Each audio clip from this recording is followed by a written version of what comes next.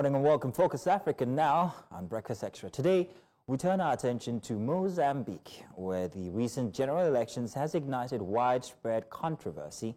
Allegations of election fraud and irregularities have been raised by opposition parties, casting a shadow over the legitimacy of the results. These concerns highlight ongoing challenges in the country's democratic process and have sparked significant debates with Mozambique and beyond. The ruling Frelimo party has been declared the winner, but opposition groups including Renamo and MDM have rejected the results, citing discrepancies in vote counts and reports of voter intimidation. Election observers have also reported serious concerns about transparency and fairness. This situation has raised critical questions about the future of Mozambique's democracy and its implications for governance and stability in the region. As to help us understand the current state of affairs, we're joined by Adriano Novanga. He is the director of the Center for Democracy and Human Rights. Adriano, thank you again for joining us. We appreciate you for doing this with us this morning. I mean, let's start with just the latest that's going on in Mozambique. Protests have now broke out again, just following the concluded, the new results have now been put out by the commission, still affirming the ruling party as the winner. That's Daniel Chapo, David Chapo, I beg your pardon. Let us know, what's the latest in Mozambique at this point? Good morning. Thank you very much for having me. This morning in Maputo, it's a calm morning, but people, they are worried. They are moving up and down. They have to buy supplies, which are in shortage, because there was looting, there was destruction of public and private properties. So there is shortage of everything. There is shortage of food, there is shortage of fuel. I mean, you have families that are moving up and down, trying to identify their loved ones that are missing. The mortuary is full of bodies. Some are not identified. And this is because today and tomorrow, they are the only days without protests. There is a break in the protests, as Venancio Mondlane has called yesterday. He said on Monday, again, it will resume in what he called spearhead phase of the protests. So it is a mix. It's a mix of a tense country, a mix of crying out with hundreds have lost their lives in what we are describing as a carnage. Carnage taking place not only in the central prison in Maputo, where more than 1,500 inmates have escaped, and police has recaptured some of the inmates in the run, and some of those, they have been executed in the prison cells, but throughout the country, in Nampula and Zambezia, and also Sofala, lives have been lost in, again, what we described as a carnage, starting soon after the announcement of the results by the Constitutional Council, which, as you have indicated, they still confirm Daniel Chapo as the winner. Adriano, you paint a very grim picture with bodies and identification, and we saw pictures there of fires and people and police and dogs. But what's the body language of the ruling party, the Frelimo?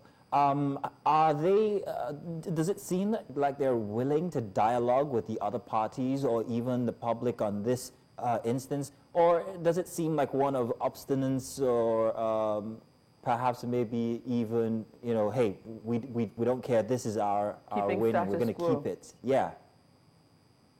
The mood that we see coming from Frelimo is the same since the beginning, of closing door for dialogue, of blaming Venancio Mondlane. They're blaming everybody.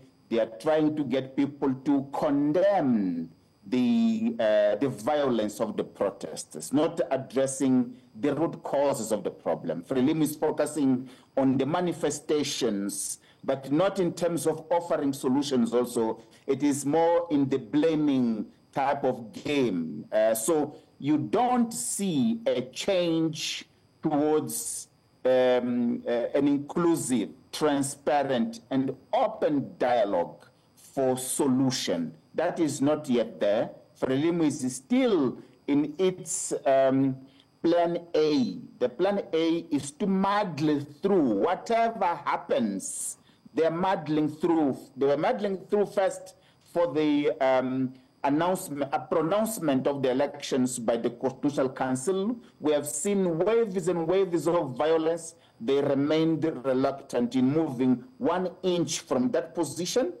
And now, with the Constitutional Council having proclaimed the results, now they're muddling through towards the 15th of January, where the inauguration takes place. No matter what happens, even if the country is burning, they are in that trajectory of inauguration. No dialogue, no attempts whatsoever to lead the country into a reconciliation mood. That is not there. Adriano, and this now begs to ask a question about the SADC. You know, here in West Africa, we have ECOWAS, and we've seen Mali, Burkina Faso, and Guinea, and other states stay away from democracy and embrace military era, right?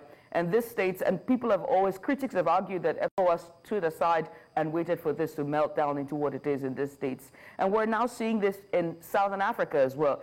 Is the SADC going to step in aiding with dialogue for Mozambique? Because this is the second announcement for the election results, still affirming Frelimo. And it doesn't look like Venancio is going to step down or go away in silence, and his supporters will still be on the streets. Is the SADC going to step in? Are you calling for the SADC to step in? We have been calling. We talked in previous occasions where we came bold to say this is no longer a domestic crisis. This is a regional crisis. It needs to be addressed from a regional perspective.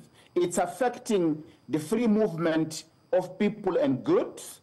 It is affecting the Mozambique's playing its vital role of enabling regional trade, and South Africa and the remaining countries of the region, they are being affected.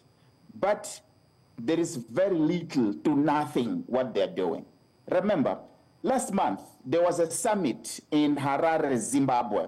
At that summit, we have done all advocacy to inform SADC, SADC, that at this summit, there has to be a proper and thorough discussion of what is happening in Mozambique and the risk of it spilling over to the region. But nothing. They allowed my president, the current president, Filipe Nyusi, to frame it as a domestic crisis, that it will be domestically addressed. And nothing happened. We called for the defense organ of SADC to come forth with an assessment mission, fact-finding mission, because what is happening? It's a slaughter. The defense forces in Mozambique, they are slaughtering people. They are killing people in numbers. This is brutality. This level of brutality it cannot be ignored by the world. It cannot be ignored by SADC, but it is being ignored. And it is risking destabilizing the entire region. So my straightforward answer to you is we don't expect much from SADC. You know why? Because these SADC member states, they are all comrades.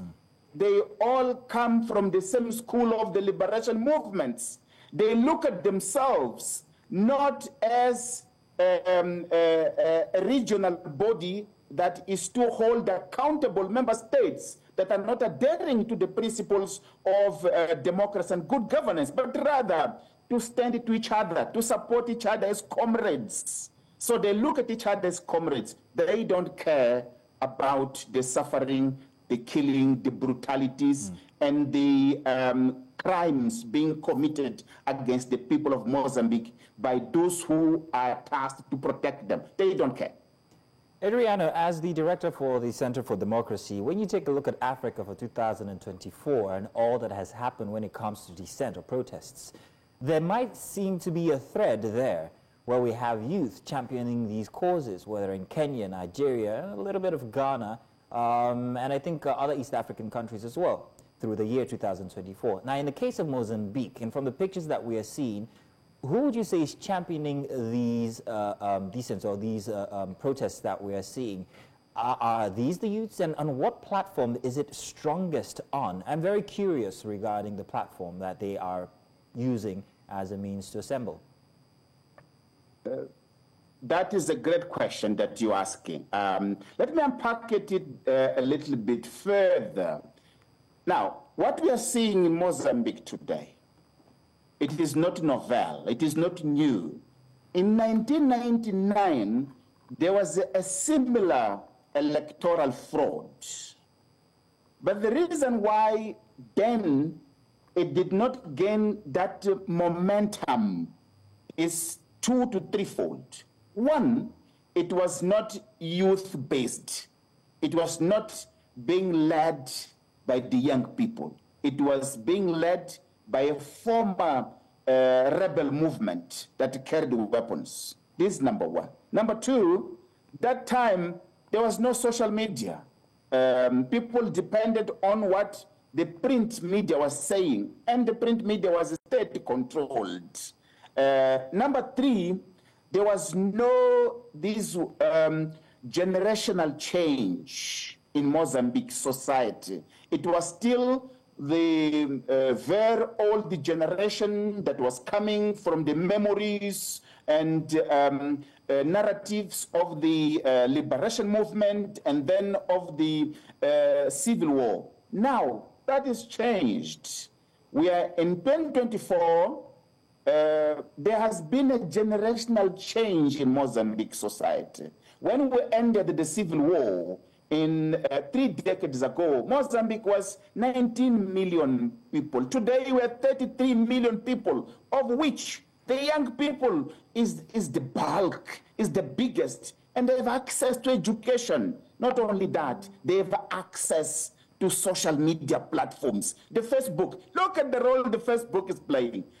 Venancio Mondlane himself, he's mobilizing, he's organizing through Facebook, through social media. So it is the young people, to answer straightforward to your question, it is the young people that is being energized, organized, informed through social media, through Facebook in particular, and WhatsApp.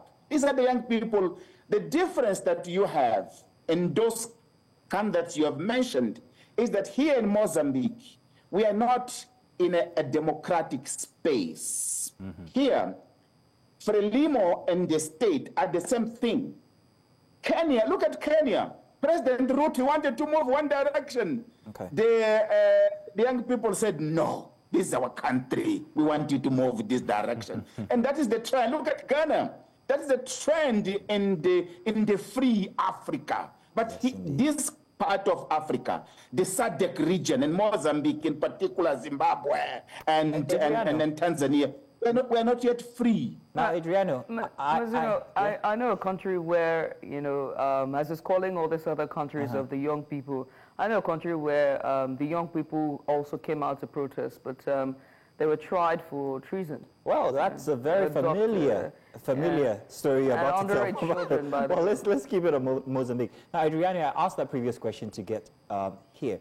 Now, whether the MDM or Renamo or even Frelimo, do they note or do they have a system where the youth, these people who are agitating for proper democracy, do they have access to governance? Are the youth involved in these elections as party members, as candidates? Or is it still the case we saw in Zimbabwe or whether it was Burundi?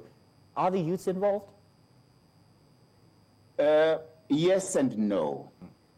the young people within Frelimo, they aspire to be entrepreneurs. They aspire to be part of the table.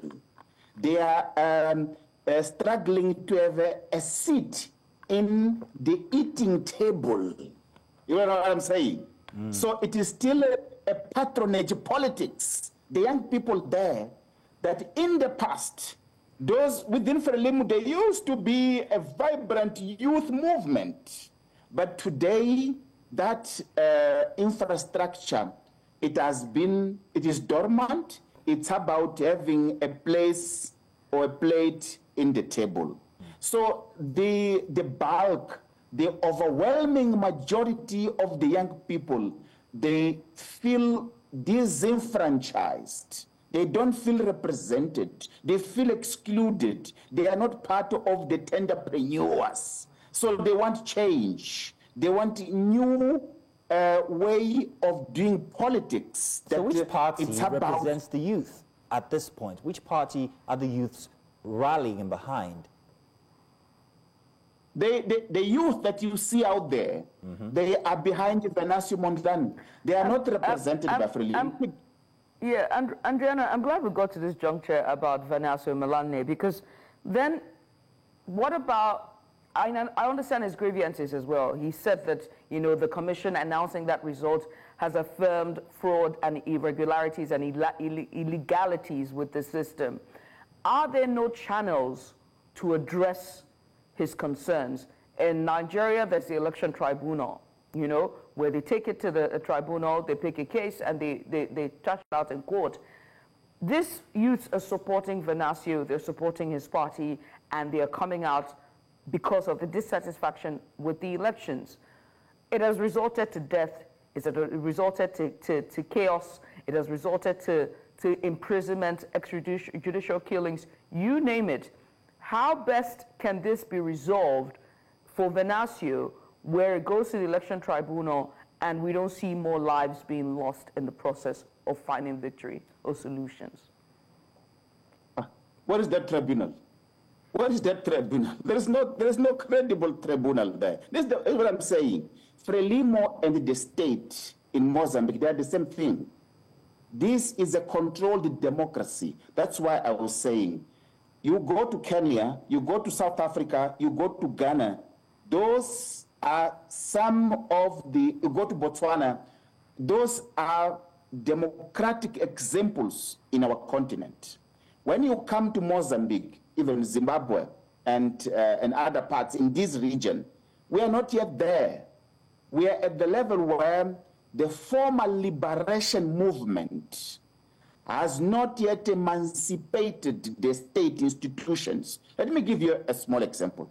We are at this point today because in June this year, as part of the current elections, the Constitutional Council that last week has come out to proclaim the result. It is the same entity that it has excluded the party coalition that was standing for Venancio Mondlane. So Venancio Mondlane is not a candidate for member of parliament because the coalition supporting him, it was excluded by the Constitutional Council. Right. And by excluding a coalition standing for parliament election, you are not excluding only this group, you are denying millions of people from having the choice from where to vote. You choose. Vote is about choosing. When you exclude a group like that to participate in an election, you are denying people the right to choose in a free and fair elections. So it started there. Now we are here also because there is an alternative for Venancio. The presidency is the only avenue that he has because he was denied the opportunity to go to parliament and lead his parliamentary group because they were excluded. So it is not a credible electoral process. It is a politically controlled process by Frelimo and Renamo that they work together today. Hence, the young people, they don't feel represented, neither by Frelimo nor by Renamo, and they are rallying behind Venancio. The problem is that massive movement, it has no institutional infrastructure for justice. There is no possibility of doing justice. When the Constitutional Council, it makes its proclamation, there is no other place where you can go. It is final, it is finito. But it is finito in a context where the Constitutional Council has committed a number of illegalities, including denying the people the access to participate. Adriana Yes. Novunga, we can't thank you enough for actually being with us on this segment, but we have come to the last bit of it. But thank you very much for giving us a bird's eye You view. said it was an hour. Oh, no. Oh, it's a 3-hour show. It's a 3-hour show, but this is a segment from the 3-hour show. But you've done really good justice to this conversation. But tell you what we're going to do, Adriana. We would like to invite you on our tomorrow edition for Breakfast Extra, where we can continue this conversation because it seems a very, very big one, and we need plenty of time to be able to finish it. So right here on TV, I'm giving you the opportunity to accept or refuse our invitation. Adriana has to go to church. Anytime. Thank you very much. There we go. Thank you. Thank you very much, Adriana. Thank you.